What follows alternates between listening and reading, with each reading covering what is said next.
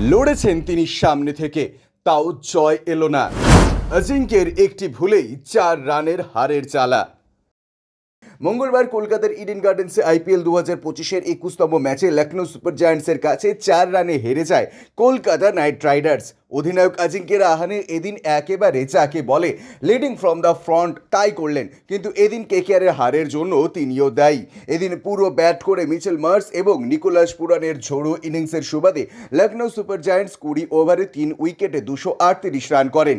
লাগাতার ব্যাট প্যাচে থাকা পন্থ ব্যাট করতে নামার আগেই সাহস দেখেননি। 239 রানের লক্ষ্যের জবাবে কলকাতা 20 ওভারে 234 পর্যন্ত করে থমকে যায়। 15.2 ওভারে রিঙ্কু সিং শেষ পর্যন্ত লড়াই চালিয়ে যান, কিন্তু দলের একটি ভুলের কারণে তাদের একটি ঘনিষ্ঠ ম্যাচে পরাজয়ের মুখোমুখি হতে হয়।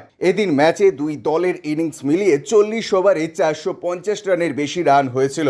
এদিন কলকাতা টসে জিতে প্রথম বোলিং করার সিদ্ধান্ত নেয়, যার সুযোগ নিয়ে লখনৌ ওপেনিং জুটিতে 102 ওভারে 99 রান যোগ করে। লখনৌয়ের দুই ওপেনার মার্স এবং মার্করাম বোলারদের তীব্র প্রতিদ্বন্দ্বিতার মুখে ফেলেন। 28 বলে 4টি 4 ও 2টি ছক্কার সাহায্যে 47 রান করে আউট হন মার্করাম। এরপর মার্স এবং পুরান বোলারদের ধামাকা দেখাতে থাকেন। মার্স 48 বলে 81 রানের ইনিংসে 6টি 4 এবং 5টি ছক্কা মারেন।